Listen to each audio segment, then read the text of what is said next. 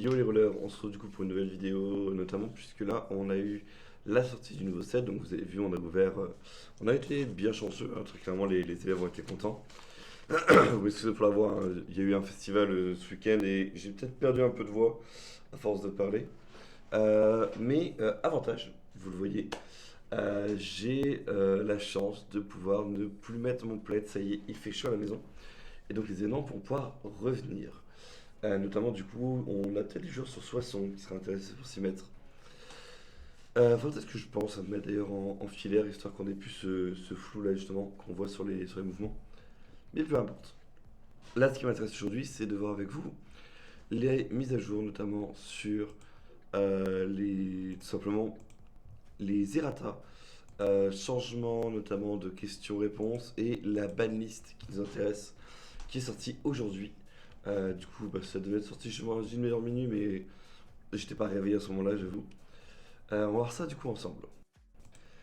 Alors, commençons du coup avec les errata. Errata qui sont assez minimes, mais importants pour certains. Notamment du coup avec le premier sur les cartes du support d'Anzo. Où ils ont oublié en fait le terme yin devant yang, et du coup forcément ça va empêcher les cartes de fonctionner normalement. Donc quand vous les jouerez, prenez en compte que il doit être marqué yin et yang sur vos cartes. Euh, sur la carte de Zeus of Assault Midgard, ils avaient oublié le Into de Assaut. Et du coup, forcément, bon, vu qu'on doit être exactement sur le même nom, ça devrait pas fonctionner. Mais donc là-dessus, pas de souci. Je pense que la majorité d'entre vous n'aurait pas vu la coquille. La coquille, par contre, importante, et ça, par contre, faut le mettre de côté, c'est que Olivia a un jugement à 2 bleus et qu'il a été oublié en fait d'être print tout simplement sur la carte. Donc voilà, ça c'est à prendre en compte lorsque vous la jouerez. Après, si vous jouez l'ancienne version d'Olivia, il n'y a pas de souci. Voilà, c'est les seuls errata qu'il y a sur cette extension.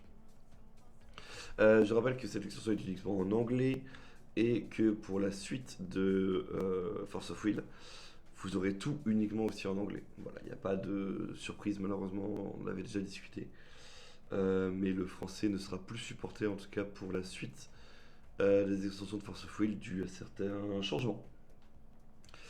Mais bon, ça évitera au moins les erreurs dues à des timings trop serrés, on va dire, pour les traductions. Les questions-réponses. Nous avons des questions-réponses notamment sur Hermès, qui d'ailleurs va servir d'exemple pour beaucoup d'autres rouleurs. On vous demande est-ce qu'on a le droit de choisir Hermès comme un rouleur de start et de jouer sans aucun autre héros. La réponse est non, puisqu'il y a une règle dans le CR qui dit que le tag, euh, si on le choisit, entre guillemets, si on choisit Hermès tag avec, en tant que starting rouleur, on doit avoir un des rouleurs de tag avec. On n'a pas le droit de le jouer en solo. Est-ce que je peux le choisir lui et choisir du coup. Est-ce que je peux choisir en starting rouleur et que le second rouleur n'est pas éligible, comme le fait qu'il ne soit pas dans le bon format? Et la réponse est non. Et donc là, ça répond à la question du paradoxe. Est-ce qu'on peut jouer du coup les monorouleurs actuellement en paradoxe avec Hermès, Jormungandr et ainsi de suite? La réponse est non, puisque du coup, il faut absolument que les deux soient éligibles. Il a une capacité Hermès qui dit que les runes révélées, enfin le nombre de runes révélées compte comme 6. Et bien lorsqu'on calcule la valeur de runes, si elle est de 3. Enfin oui, du coup ça compte comme rune 6. C'est-à-dire que en gros c'est 3 bleus, 3 blancs, et du coup si jamais on doit checker est-ce qu'on est à rune 6, oui, du coup c'est rune 6.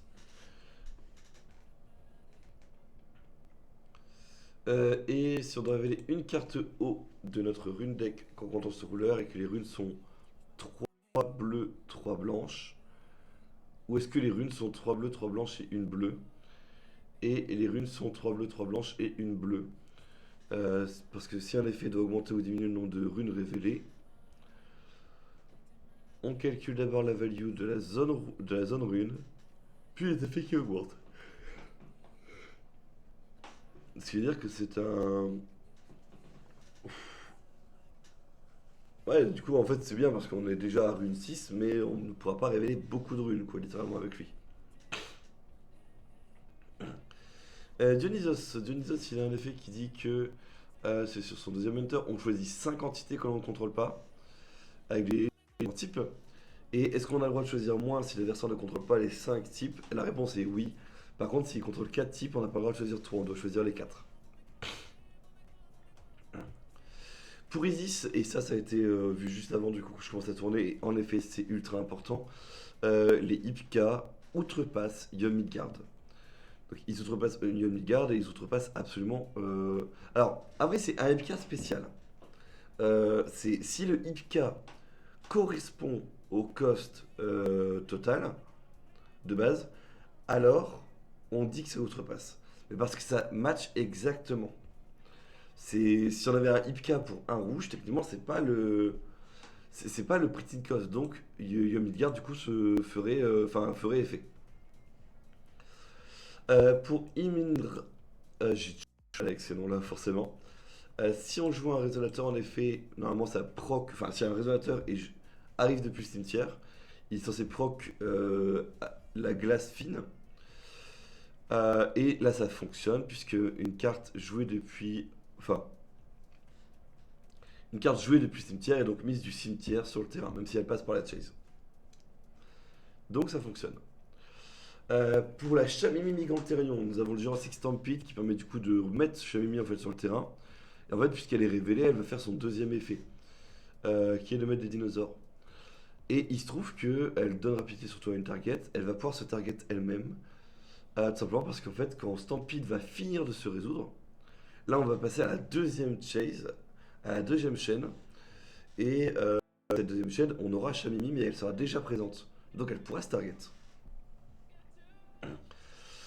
Pour Grigori, il se trouve que forcément on pouvait se poser la question si l'adversaire a 2000 points de vie et que moi j'en ai 1000, puisque au lieu de payer 200, je paye du coup. Alors attendez.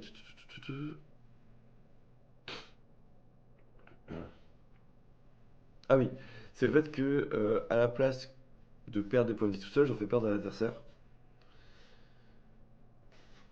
C'est ça, hein. Je vérifie si je l'ai fait. Anathema. Si on doit perdre des points de vie,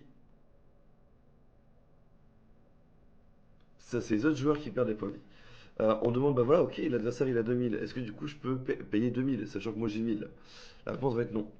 Parce que forcément, vous devez pouvoir payer en fait les points de vie que vous êtes censé payer s'il n'y a pas d'effet de remplacement. Pareil du coup sur l'effet forcément de d'entente dans le jeu des dieux. Vous pouvez payer jusqu'à 1000. Du coup, même si vous payez en fait... comment ça s'appelle?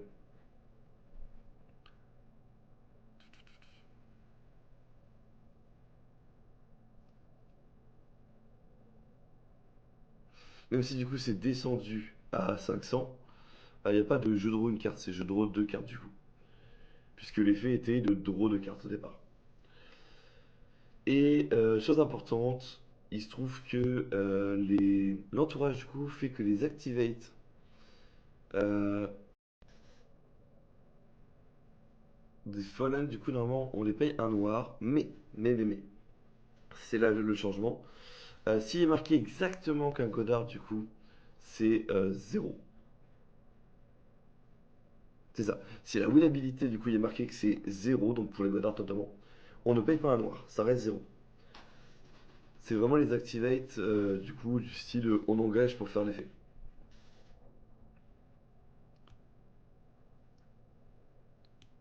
C'est ça.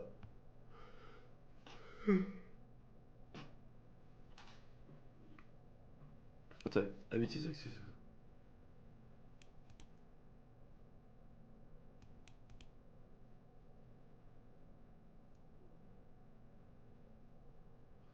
Tac, tac, tac. C'est ça. Si la capacité n'avait pas de cost de l'activation, c'est encore mieux avant le remplacement ne se fait pas. Pour le rite de la mort et de la renaissance, il se trouve que c'est une carte qui demande de révéler des cartes. Mais puisqu'on ne demande pas de les mettre en dessous du deck, les cartes doivent rester au-dessus et cachées. C'est-à-dire que bon, on les connaît, hein, on sait dans quelle heure elles sortent. mais on doit les recacher. L'adversaire n'a pas le droit de dire ok, je connais la carte du dessus. Donc si par exemple si la carte verte est au-dessus, enfin si on connaît la carte du dessus alors on peut la jouer, il pourra pas la jouer. C'est un peu spécial, je sais que je me suis emmêlé les pinceaux, mais on voit l'idée quoi. Ce sera des interactions un peu spéciales pour le coup. Et pour Young Midgard, on a enfin la réponse. Il se trouve que normalement on peut choisir celui qui démarre pour un match, enfin pour une game, mais en fait il se trouve qu'on choisit pour toutes les games du match. Donc c'est-à-dire si je choisis de démarrer premier, je suis premier à toutes les games. Maintenant les ban listes. Alors, on a du coup un gros Idlaius, enfin un gros texte pour nous dire simplement que vous connaissez je pas de cut, donc c'est vrai que forcément là, désolé pour le bâillement. C'est mieux quand il y a le on. Mais donc, en effet, pour le texte que je vais remettre juste après, c'est un texte où on nous souhaite la bonne année, puisque c'est la première fois qu'on a un texte depuis la bonne année, enfin depuis la nouvelle année. Et il nous explique en gros que ils veulent laisser le Wanderer explosif et le paradoxe un peu plus pour du late game. Ils sont contents que dans le paradoxe, chaque couleur ait retrouvé son identité. C'est-à-dire que l'eau du coup apporte du coup enfin, peut agir contre le vent, que la lumière représente la protection et le gain de points de vie, que le feu c'est l'explosion, que les darkness du coup c'est la destruction et la perte de points de vie, et que le vent du coup il donne des bonus forcément pour l'interaction de la chase. Euh, Là du coup en effet ils disent que ce qui est intéressant c'est que les sets vont être encore plus définis qu'avant, histoire qu'on puisse ne plus... de comment je le comprends, c'est que chaque chose qui va arriver sera pas trop supportable sur n'importe quel deck on va dire. Ce qui est pas plus mal dans un sens. Après je pense qu'il y aura toujours des cartes génériques hein, ou des cartes qui vont sortir de leur deck. Mais ils veulent rester enfin, vraiment en support sur un style de deck. Ce que j'aime bien. L'équipe de direction du coup euh, vont essayer de garder ça en tête. Et forcément, du coup, c'est vrai que c'est évident pour le Masterpiece 3. C'était un set qui est là normalement pour user que le Wanderer. Il n'est pas là du tout pour du Paradox Friendly. Ce qui est très bête de mon point de vue, puisque MP3 est censé remplacer MP2. Enfin, il remplace MP2 dans la rotation. Mais du coup, là, c'est du full Wanderer. Et il y a très peu de cartes en effet qui sont génériques. On verra ça dans une autre vidéo, du coup, qui discutera un petit peu des très bonnes cartes du set. Mais voilà, c'est vraiment très dur de jouer ces cartes-là en dehors de leur deck de prédilection. Euh, Et donc les deux nouveaux sets, on a leur tag, c'est AVL et QSK. Euh, J'avoue que je sais pas c'est pourquoi QSK. Oh, c'est Seven King. En vrai, SK c'est peut-être Seven King. Et genre Q ça peut être plein de choses, mais SK c'est Seven King, c'est sûr. Donc on aurait ces trois qui vont revenir. Ça c'est vraiment cool par contre. Si c'est le cas. Je suis sûr à 90% que c'est Seven King. Ils bossent sur le lore depuis le début, ils font de la résurgence, ils font des fouilles. Là, du coup, ils font des liens avec les démons, des mondes parallèles, on fait apparaître les mondes de Valhalla. Seven King, c'est sûr. Et du coup, V, c'est pour Valhalla. Euh, Parce que Valhalla, Lapis, forcément, on a des choses, mais je pense que V, c'est Valhalla pour le coup.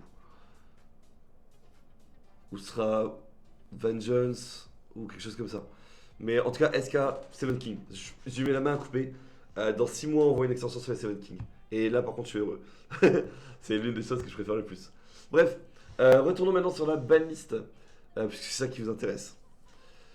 Alors, en Wanderer, on a le ban de Return of Judgment, qui était l'extension de rule qui permettait de détruire une carte et piocher lorsqu'on fait des switches entre nos rouleurs de base et des nouveaux rouleurs. Et on débanne le Child of the Light Moon, on verra pourquoi. On combo ban Isis avec Surtre. Ok, oui, forcément, c'est un sable, je comprends. On combo ban Loki Harvesting pour éviter du coup de mettre 5 cartes dans le tour. Je comprends l'idée, puisque c'est une rune et du coup tu y as accès tout le temps. que maintenant, il n'y a peut-être pas forcément besoin d'investing, mais bon. Elle est bonne en tout cas. Et Xiaomi avec Explore, ça c'est sûr, parce que Explore The Unknown, du coup, c'était trop fort, vu qu'on révèle, ça permettait de faire les effets, notamment avec tout le support vent. Donc ça me paraissait normal. Conqueror et Ashwin sont des bans, ce qui veut dire que je vais pouvoir rejouer ce deck là, je vais le remonter. Il va faire partie de mes decks, je vais jouer tout le temps. Voilà, je suis désolé pour ceux qui ne l'aimaient pas, mais moi je remets Ashwin parce que c'est trop fort Ashwin. Shitalkin et Sea Monster qui sont enfin jouables, enfin.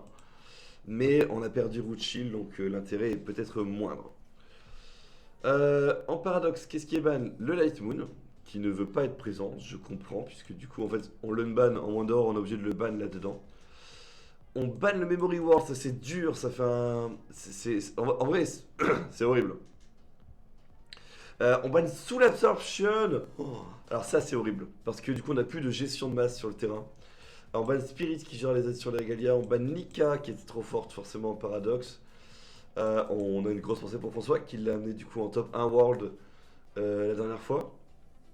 On banne absolument toutes les Triston. Ça c'est un choix. C'est un choix énorme. Parce que du coup, ça veut dire que le paradoxe devient un format actuellement très mort. Il n'y a plus de Beaston dans la rotation, puisque MP2 est sorti. On n'a plus de Triston, on n'a que des Monostones. Les decklists vont être beaucoup plus épurés, on va dire ça comme ça. On banne Courtisane. Je comprends. Courtisane, pourquoi pas, mais ça enlève ça enlève de l'interaction. Je suis pas très fan de ça. On banne Engrave dans les sideboards uniquement et Glyph dans les rune decks. Donc si vous voulez jouer Glyph, ce sera du coup, enfin Infinite Loop, ce sera dans votre main deck. Pourquoi pas? Ça empêche tout le monde d'avoir tout le temps en fait le style Glyph. Je comprends l'idée. Et on banne le Warlock Demon Seeking. Je vois pas c'est quelle carte celle-ci. Ah oui, oui bien sûr. Bah c'est la carte qui a fait que au World du coup on avait des decks un peu spécifiques et qui détruisaient les.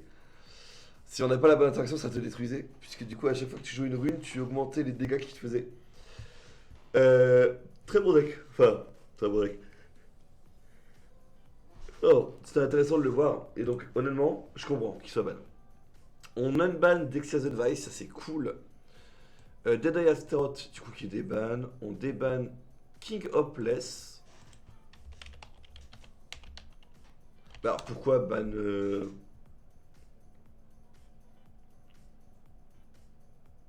Ah, parce que ça n'a pas quick cast. Ok. Donc, oui. On ban Soul Absorption parce que ça a quick cast. On déban King parce que ça n'a pas quick cast. On déban forcément tout le MP2, puisque bah, il sort de la rotation de paradoxe, il n'y a plus besoin de le ban. On ban Electra avec l'amulette, donc on ne veut plus. Amulette c'était. J'ai vu si c'était le plus 1 ou c'était l'annulation. C'est l'anti-annulation. Donc on veut qu'elle puisse se refaire annuler des capacités. On ban Kushiel avec la Rinka. C'est violent. Genre pourquoi QL? Alors certes, elle a été au top des Worlds, mais c'est. Enfin moi j'aime pas l'idée. On banne Vacus avec Lily, ça fait mal en effet le crapouche. J'ai vu ton message tout à l'heure et je suis d'accord, ça fait mal. Bon après, tant pis, tes Vacus sont des cartes fortes, tu pourras les réutiliser dans n'importe quel deck derrière. Mais j'avoue que ça fait mal, très très mal.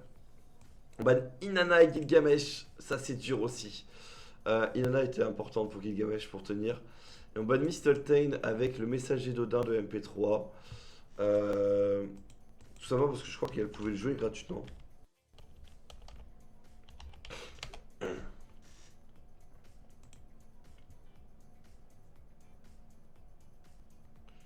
Tac tac tac tac. Ah non, c'est que oui, ça donnait le face à MP3. Ouais, alors là par contre du coup vraiment je trouve que c'est abusé parce que genre ça lui donnait quoi? Ça lui donnait. On pouvait donner éternel à une créature quoi. Ok on était en bicolore, mais par pitié, enfin c'est super grave. Genre ils veulent pas que Crystalten elle brille. Déjà qu'elle peut pas briller beaucoup. Enfin là vraiment je trouve ça amusant paradoxe. On a déjà pas beaucoup d'outils alors si on enlève le PK là. Bref. On débanne Reflect Refrain. On déban Memory forcément avec Queen, puisque Rememory est ban. High Speed et Conqueror sont des bans. On récupère High Speed. Mais High Speed, je crois qu'il est ban, hein. On verra ça après, mais je crois qu'High Speed est ban de toute façon. Ah non, c'est le treatment. Ah, quoique. Bon, bref, attendez, on va juste vérifier. La banlist. Parce qu'on l'a ici, l'ancienne banlist. High Speed, High Speed, High Speed. C'est une carte noire, forcément. Ah, ils ont commencé à la mettre.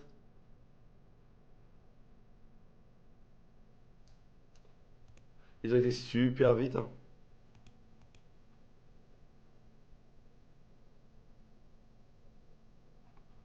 Ah non, c'est pas ban.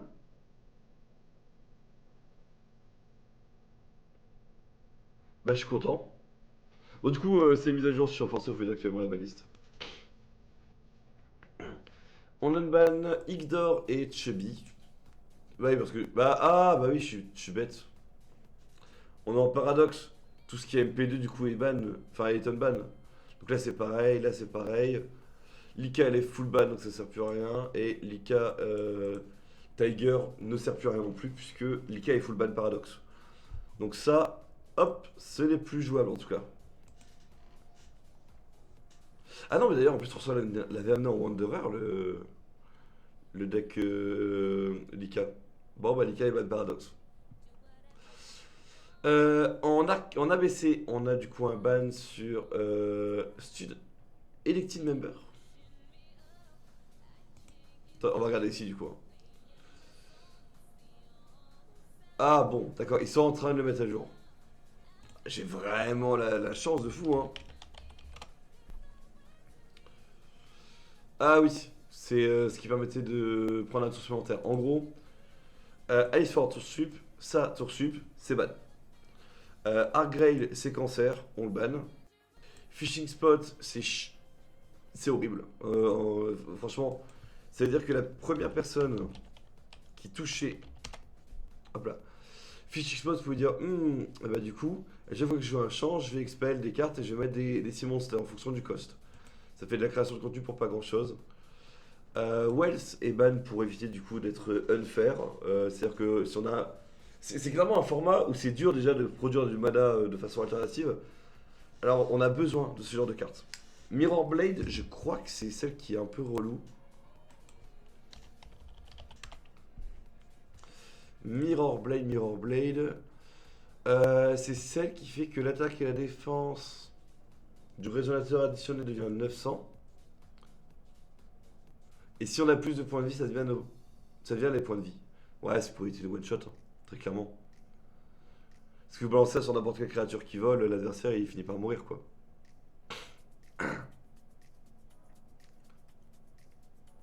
Ok. Ça c'est bien en vrai. Et Eurydice. Eurydice, elle a pas tenu. Elle faisait quoi Eurydice déjà?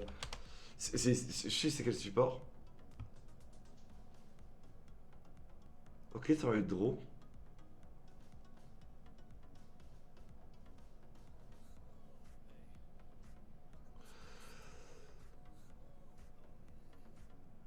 Ils ont ban Eurydice. Bah alors là par contre, faudra qu'on m'explique parce que je comprends beaucoup de ban, hein. Mais ça du coup après oui on peut payer la carte du dessus. Il faut quand même les 5. Il faut quand même l'anathema. L'anathema c'est pas facile à avoir. Bon, soit, on va dire que c'est pour éviter les combos débiles, je pense. Mais c'était pas le plus obligatoire en ABC. Bon, maintenant on va regarder un peu les explications, c'est le plus important. Alors, tac tac tac. Donc, extension de rule HSC, ok. Donc toutes les extensions ont normalement une rule, une règle du coup qui fait qu'on ne peut pas trop les jouer partout, mais elle, c'est vrai qu'elle peut être jouée partout. Donc elle est ban un peu pour ça.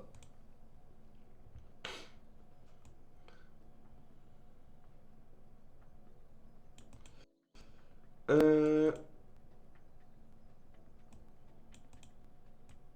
ok, donc oui, de toute façon c'est par terre 1, donc c'est vrai que C'est pas gênant de le déban parce que du coup on en a qu'un seul, on peut pas faire la combo d'avant.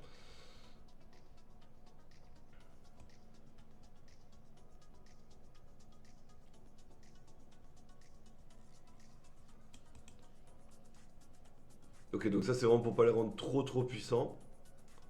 C'est vrai que ça fait des moons de fou, c'est terrible, hein.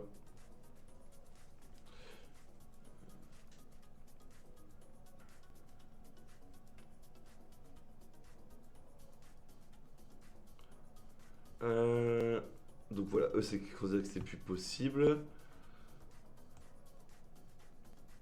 Donc ça c'est par rapport au world en effet. Alors ouais, ça par contre. Tac, tac, tac.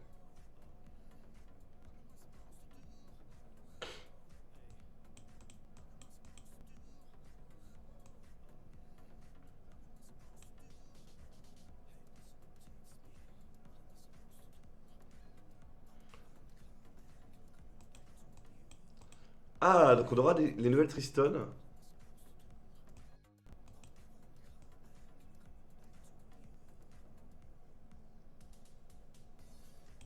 Donc ils arrivent, les derniers Triston vont arriver.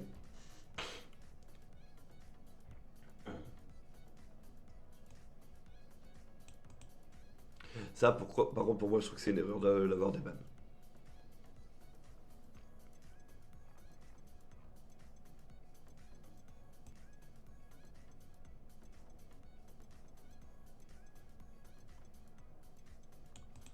Ok.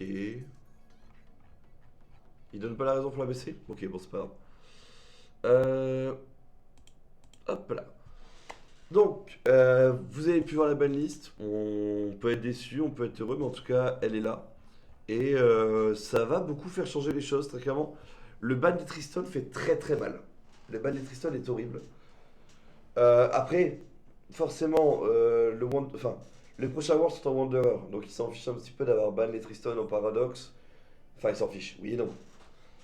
Mais c'est vrai que ça va me permettre un format un peu plus intéressant sur le Paradoxe.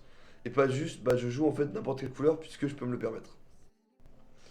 Ok, et bien, sur ce les rouleurs, du coup, je vais vous laisser. On se retrouve sur une prochaine vidéo, notamment, je pense que ça va être soit du deck build, soit une review de la nouvelle extension. Mais sur ce, en tout cas, je vous laisse profiter tranquillement de votre semaine. Et je vous dis à plus. Ciao les voleurs.